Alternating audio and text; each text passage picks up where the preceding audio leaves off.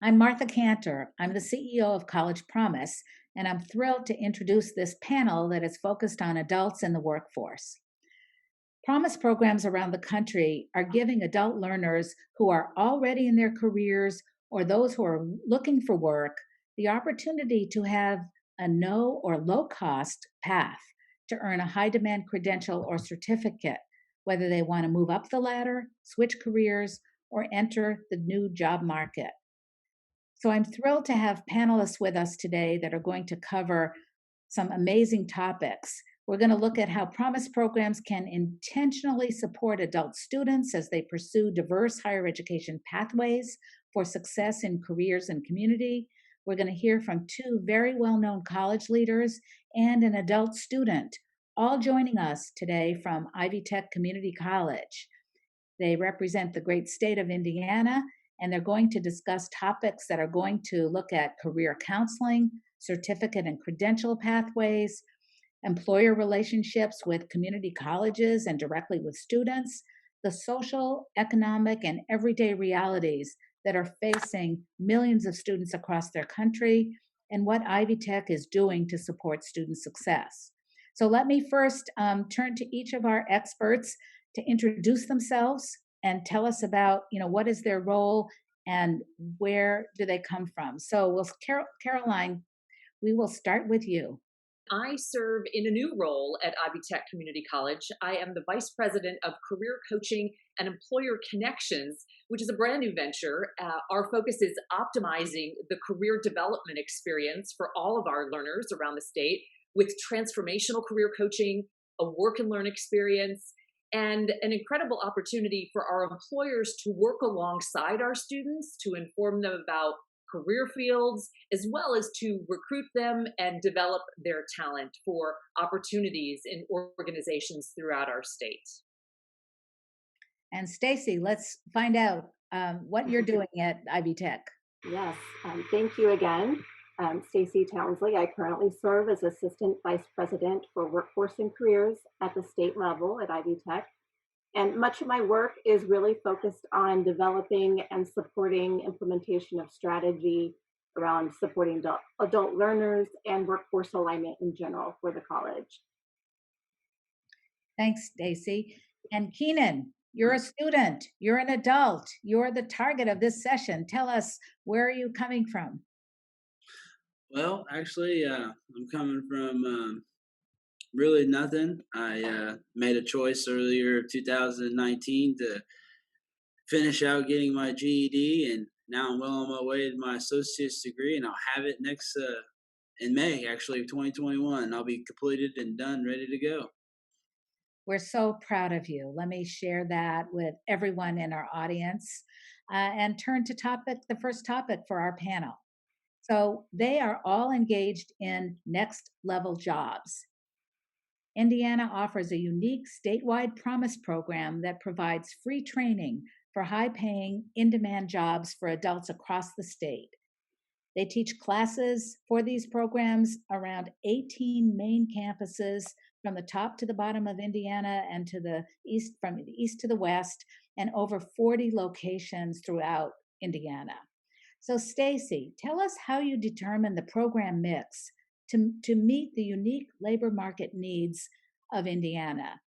And what role do employers play in making your courses relevant to their needs? Sure. Well, I'll start off with just by noting that as Indiana's statewide community college, Ivy Tech already offers both non-credit training and that leads to industry certifications, as well as credit-bearing certificate, technical certificate, and associate degree programs, all within Indiana's high-demand economic sectors. And these are advanced manufacturing, business supply chain logistics, healthcare, IT, and building and construction. And we also offer transfer-oriented programs to bachelor's level study in a number of areas, including engineering and education. That being said, the mix of programs across the state at our 18 individual campuses and locations really is informed by a number of factors, and most heavily by local labor market demand. So what we do is we use readily available labor market data. We currently use MZ, which aggregates a number of different data sources, both federal, state, and their own predictions. We've developed a methodology that we call the quadrant framework that enables us to more closely examine that supply demand by campus service area. We're really measuring the gap between the supply of graduates and the workforce demand, and placing our programs in those specific buckets based on the relative size of that supply demand gap. So I said a quadrant framework. We basically have, our quadrant one is what we identify as those growing programs where the demand really outpaces the supply of our graduates. We have a quadrant two where demand is still very high, but our capacity is capped to expand quickly. Our quadrant three is really what we identify as shrinking demand. Our supply really exceeds the workforce demand for that particular area. And then what we're really going for is equilibrium. So our quadrant four is what we identify as where are those programs where the supply of our graduates is relatively equal to the demand for the campus service area. So what we do is the campuses use this quadrant data along with input from local employers and other external and internal factors such as median wages, the skills levels associated with occupations tied to those programs, as well as student success metrics, the number of enrollments and completions.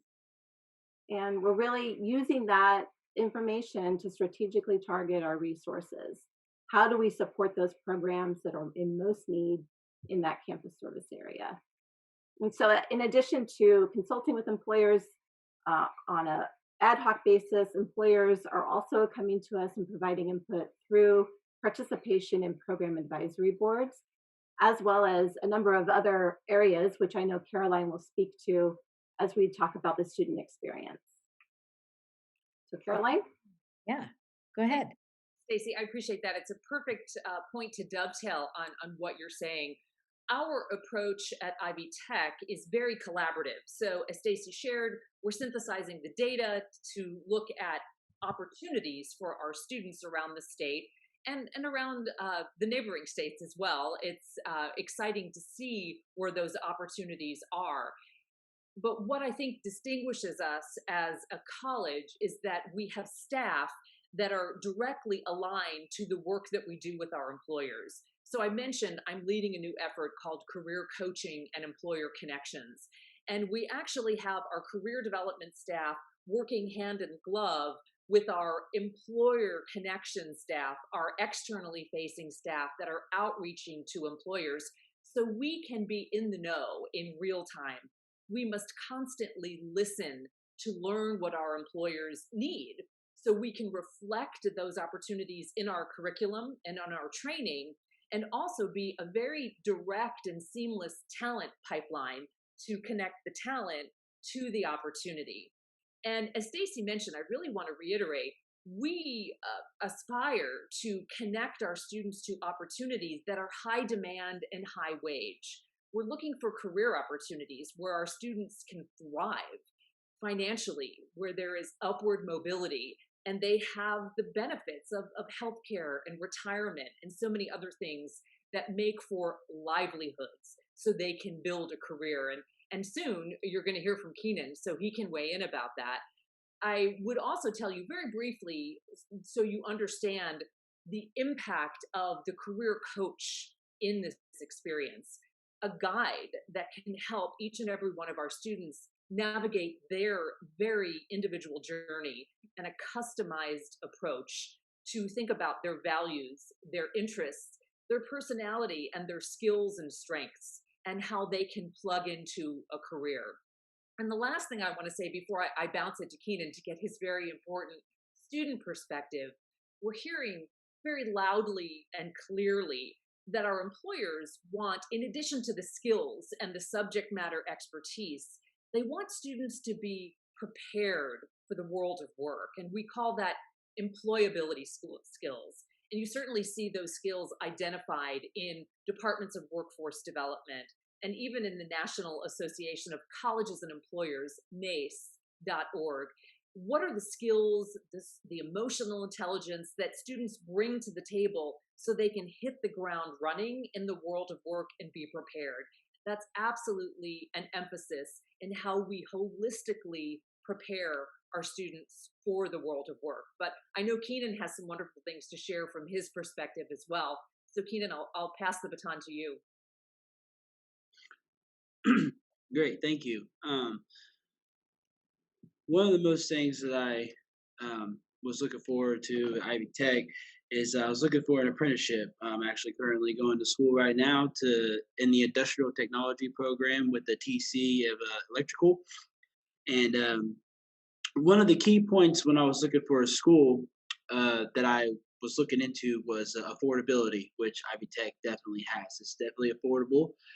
Also, fast paced. It's a fast paced college. It takes 2 years to get your associate's degree, and it's all quality, high training. But also, with that, it also comes with a high accredited school.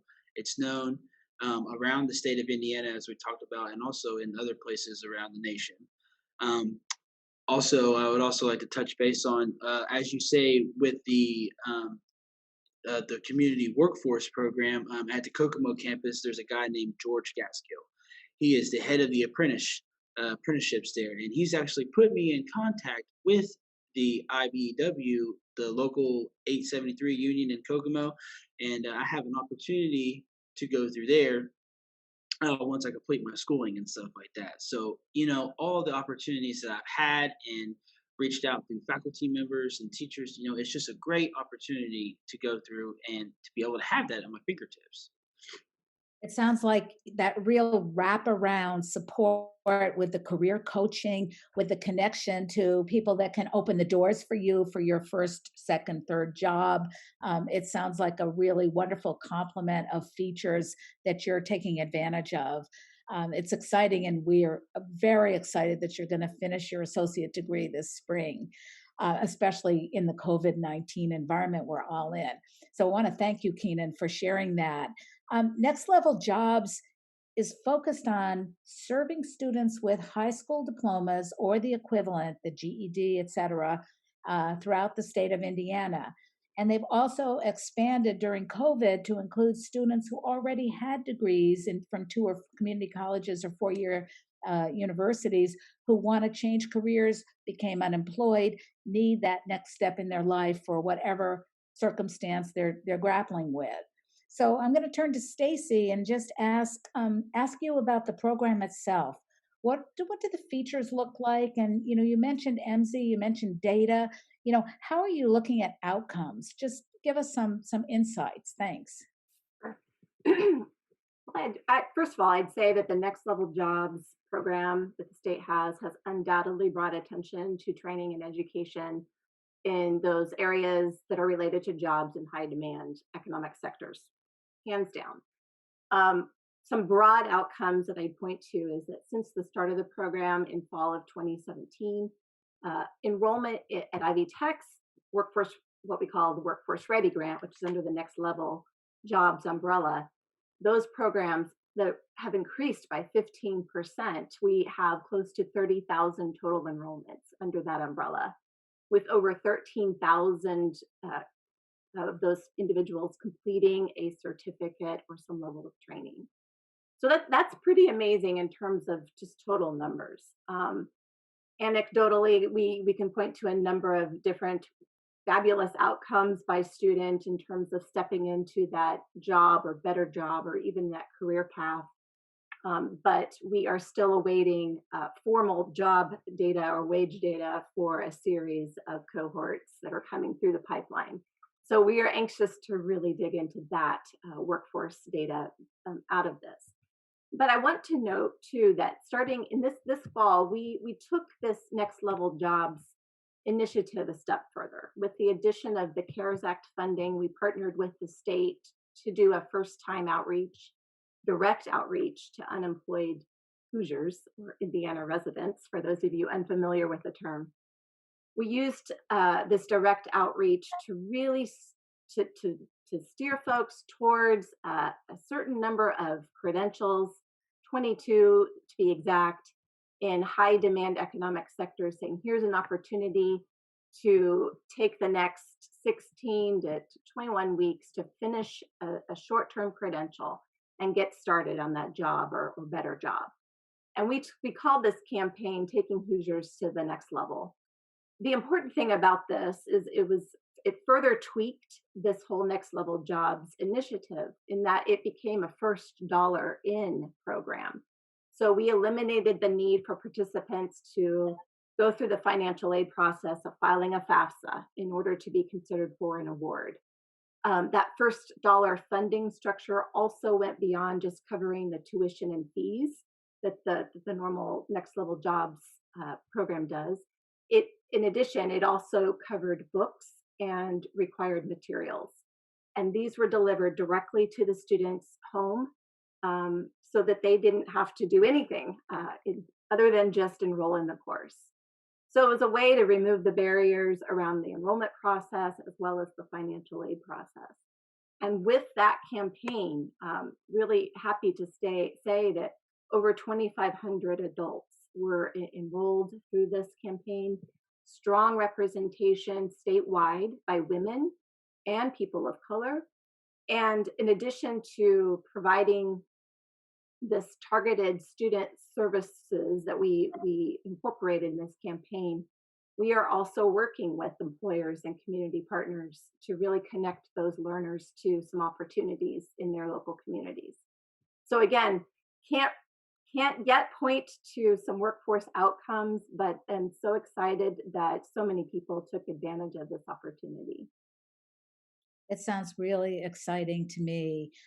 Keenan, tell us, how did you end up at Next Level Jobs, and what has been most helpful to you as you have moved through the program? Because it started a first dollar program means the resources were there for you, I'm suspecting, but now that you're finishing your associate degree and you're meeting all of those requirements, did you have any challenges on affordability, or were you able to use the state and federal aid beyond next level jobs? Was it a way in? Tell us about your experience. For me, I was actually able to still use the state and federal grants and funding that they provided me. Actually, how I found out about the program was my wife. She actually was scrolling on social media and she said, "Hey, Ivy Tech is offering, 10,000 students free classes." And I said, "Huh, well, I'll take a look into it." I pulled up the website to the school, and sure enough, there it was. And I seen, a couple of them, for my electrical. I'm going to school to be an electrician. I was like, well, I'm going to jump in on this. I'm taking 2 classes in the summer. I'm going to tack on 2 more classes and get a certificate out of it. Why not, right? Looks good on my resume. So I took it, and what I would say about it is the best thing about it is that it is self-paced. You can teach yourself.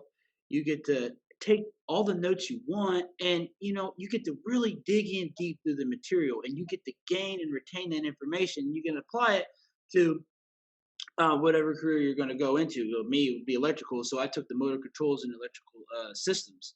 And right now, I'm taking electrical circuits, and I get to apply that knowledge from that certificate to the class I'm taking now, and it just helped boost and further my education. And I have a better understanding of what I'm looking at, what I'm going through, and what I'm going to be doing once I complete my schooling and enter into my career. That's so exciting. And I hope other adults who have been either disconnected from the workforce or are looking at, how do I enter my next step? How do I get through? Look in your states and look at what Ivy Tech is doing, because this is phenomenal. And so, I'll turn to the next topic that we have. And I think everyone in the audience understands that there are many different approaches to skills development for workers. We have on the job training, we have apprenticeships, we have targeted specialized programs. And so, our questions are, why should employers and workers take advantage of stackable credentials?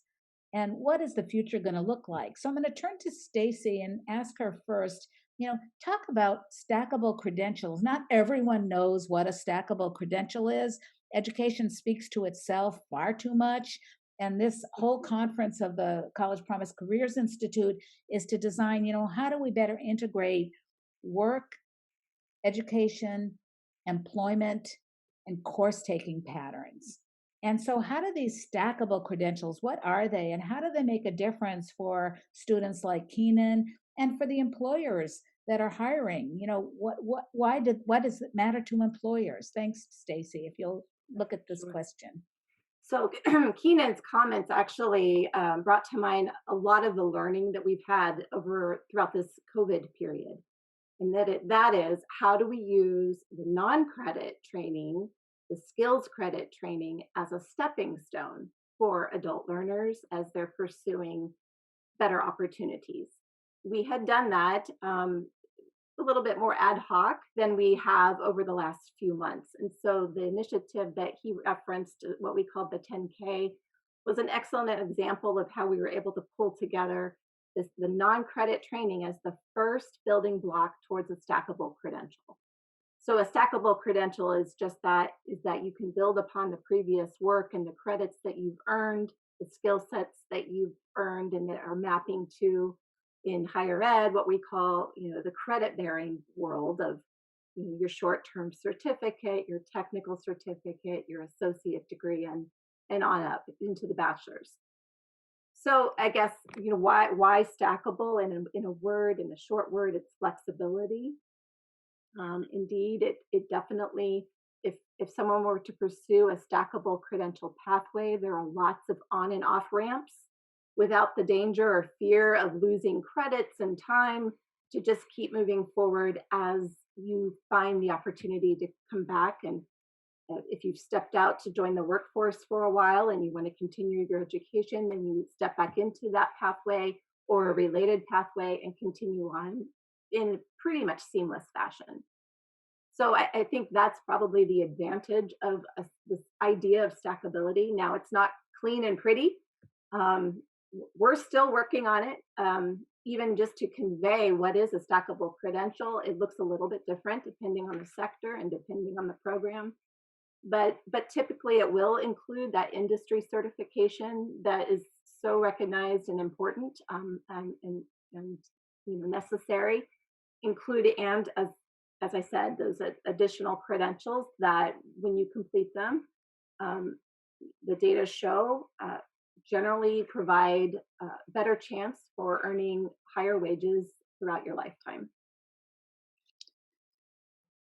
It's awesome. It's really exciting. And let me ask Caroline. I'm going to toss you. I have a crystal ball. Imagine we all have our crystal balls, right? The future is so uncertain today, and so here's my crystal ball, and I'm going to toss it to Caroline to just ask her. From your expertise, you are an expert. Stacy's an expert. You've been in this field a long time. You're leading the state forward in, integrating, as I said, education and work. What's the future of work going to look like? I mean, if I see one more conference about the future of work, and especially for community colleges, for the workers themselves like Keenan, and for the business leaders, the employers throughout the state and the nation, what should we be thinking about? Tell us, Caroline. Thanks for tossing the crystal ball, Martha. I love that question. So duly received. There's an interesting phenomenon happening, and it started pre-COVID, but it has really grown and become a focal point. And that is, we are in the era of the new collar worker. Now, our listeners have heard about blue collar workers and white collar workers. Those have been standard terms for decades.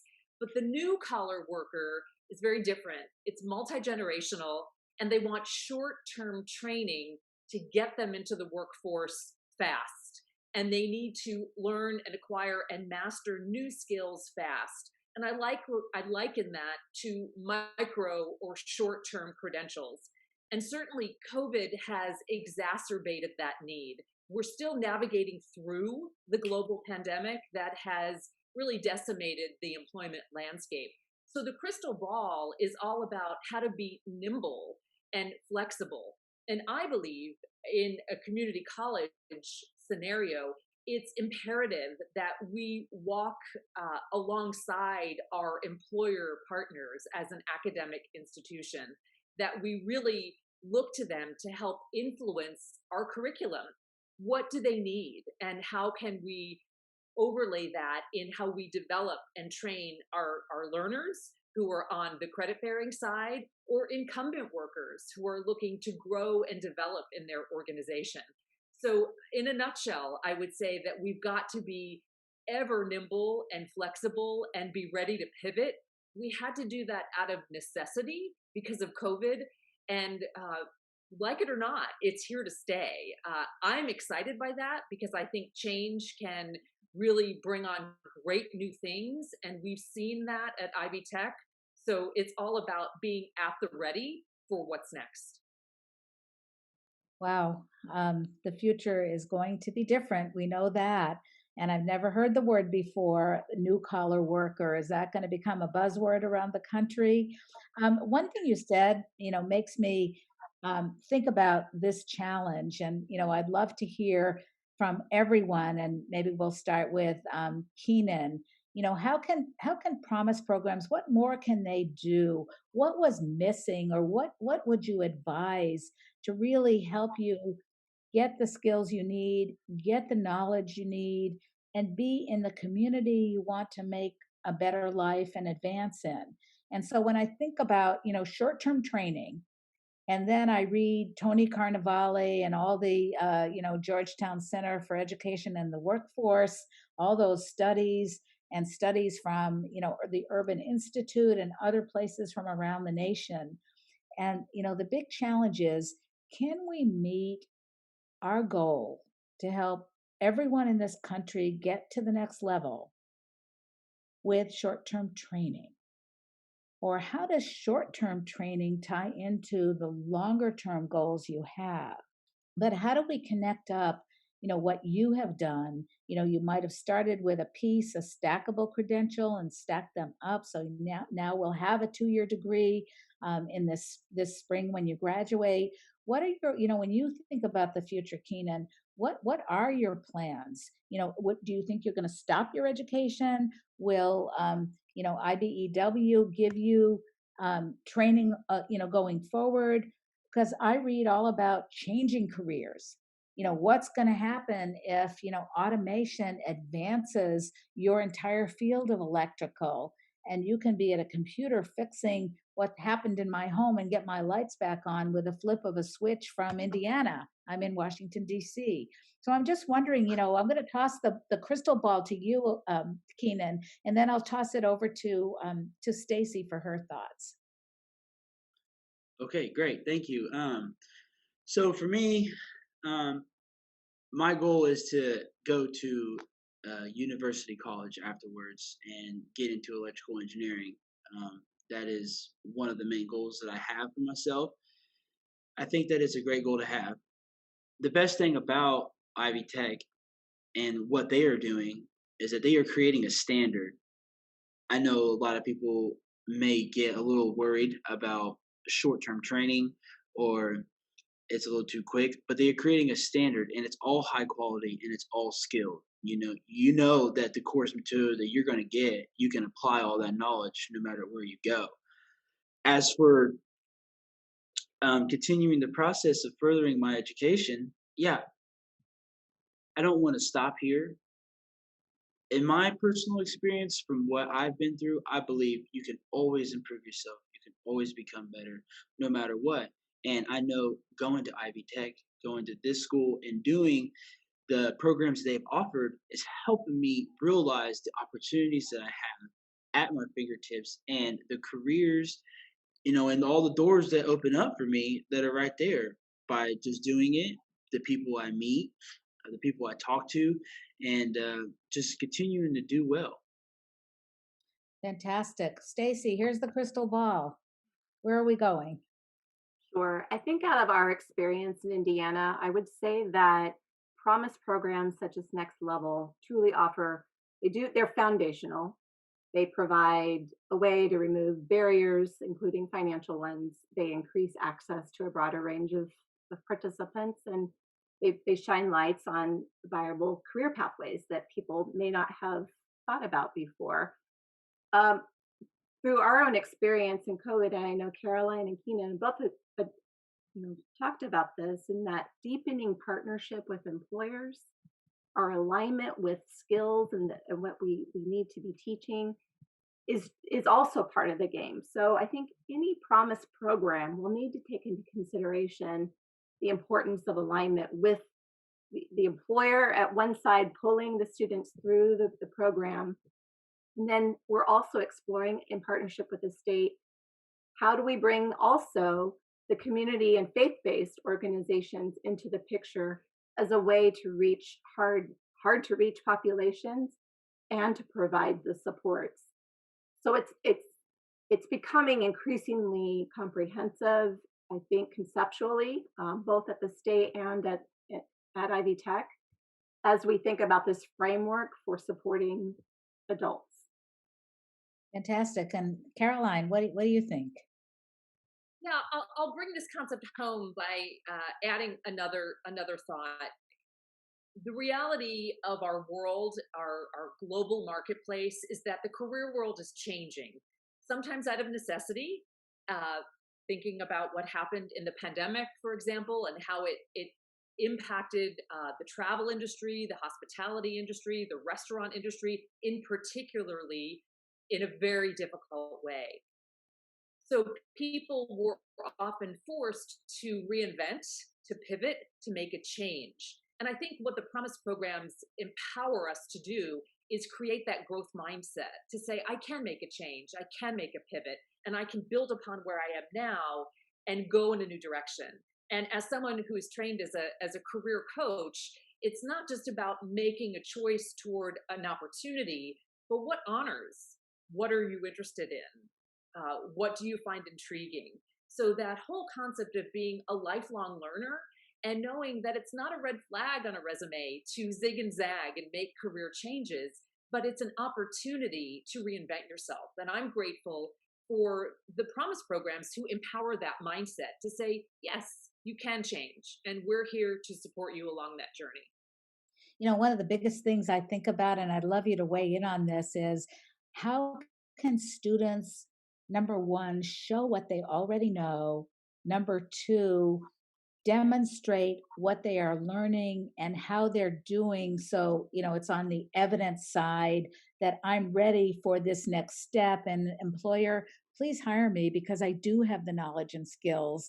And then third, encourage every student in this country that they will be, as you said, Caroline, a lifelong learner. Because when I used to give speeches, I was a community college leader for many years, and I used to talk about students having to change jobs 5 to 10 times in their lifetime. And I counted back in my own life, and I changed jobs more than that.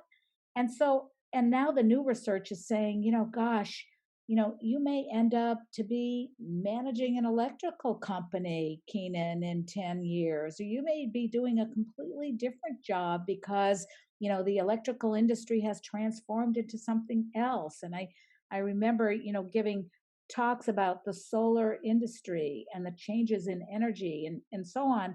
So I'm just wondering, how each of you thinks about what we tell our students so that they can be the best prepared they can be. So maybe we can just ask you, Stacy, what do you think? Certainly, I think we can always have in place and expand in what we have in place those those practices that enable us to validate adults' previous experiences, and regardless of the direction they're going in, we can at least help incorporate those experiences and translate them into credit, what we call prior learning assessment. And at Ivy Tech, I know we have in place quite a few practices and functions that enable us to do that, but we see room for improvement. And so, as part of this conversation, I'm so glad you brought it up, Martha, is that we have to be more intentional around expanding our use of prior learning assessment. Because as we're reaching out to more and more people, as we're shining lights on viable new career pathways that maybe they hadn't considered before, We have to be able to come alongside them and say, and this is the way that we can help you get there by looking at what you're bringing to the table already and honoring what you're doing. So we are in the process of trying to expand our tool set around prior learning assessment. And as that also bleeds into the type of instruction that we do, I think Caroline referenced skills-based learning.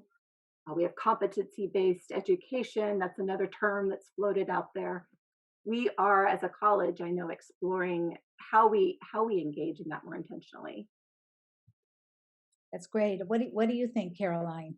If I may add, Stacy set me up beautifully to just continue that conversation. I would say it's important for us at Ivy Tech, for example, in how we work with our students in the career coaching seat to help them tell that story. So it is that prior learning experience. It is that transferable skills that they might bring to the table, and also the life experience that they have, this comprehensive approach, so they can talk about the value that they bring into a new opportunity.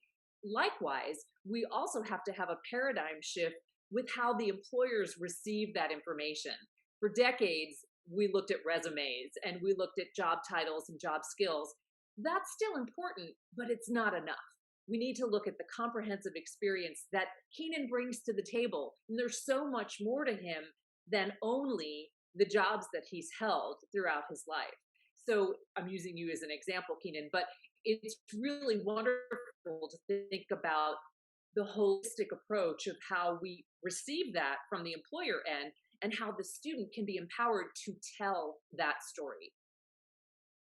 And Keenan, you are sort of our guiding light, in terms of like really getting in and making the changes that you continue to make and understanding the implications and the future for yourself.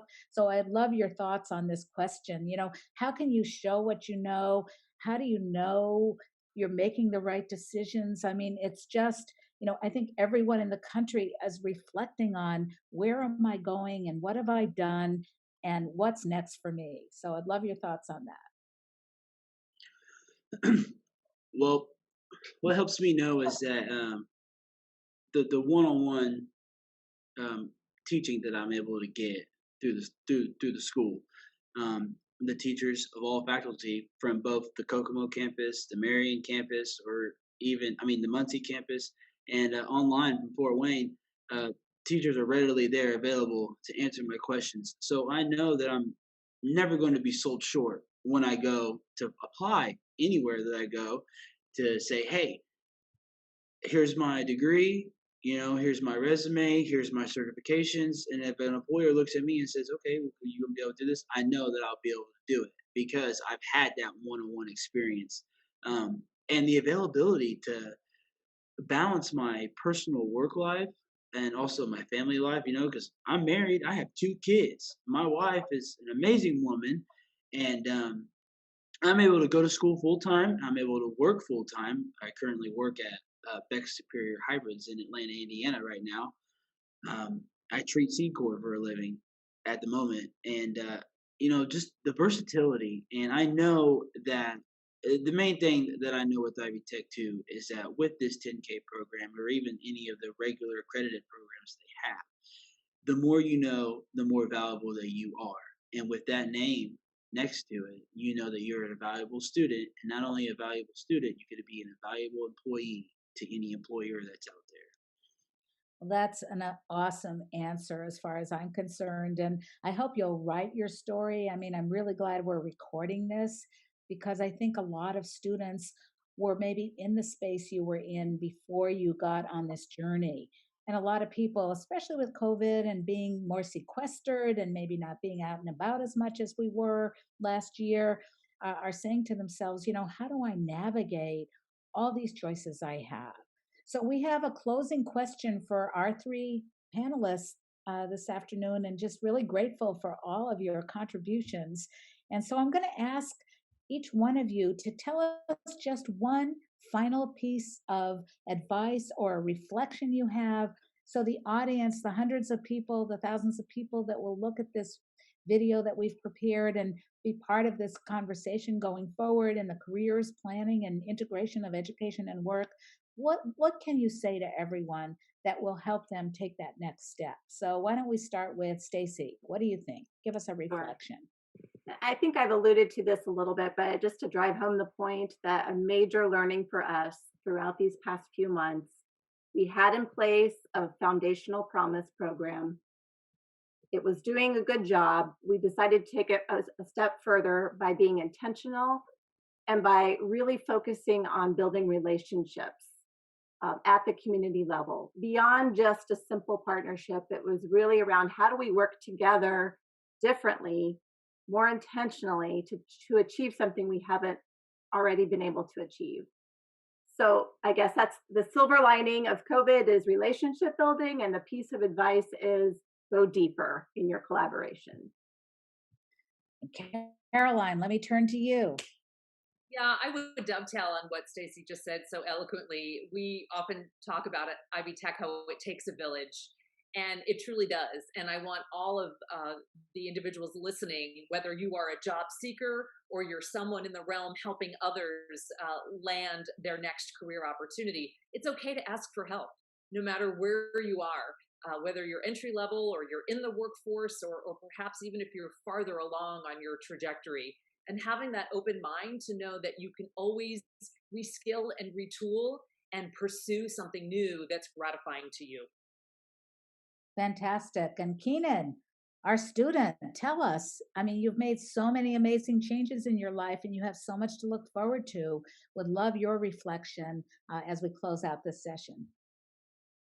The main piece of advice that I would like to pass along to fellow students is that don't ever try to sell yourself short. Always strive to further your education. And as both Stacy and Caroline said, don't ever be afraid to ask for help because, nobody's perfect. One quote I live by is that there is never success without failure. You always should fail. You always are going to fail. But in order to be successful, you have to learn from your failures. So take advantage of what's out there. Look into your communities, look into your schools, and just take advantage of what is available to you. This is like fantastic advice for the future from all three of you. I just want to thank you for joining us this afternoon. This is about how do we look at education and work in the new environment, the uncertain future, and the bright future. I think you can see through the eyes of and the words of Keenan today where we're going next. So thanks to Ivy Tech, thanks to our experts, Caroline and Stacy, and thanks so very much to Keenan. And we will see you out there in the community making change to make the world better. Thank you very much.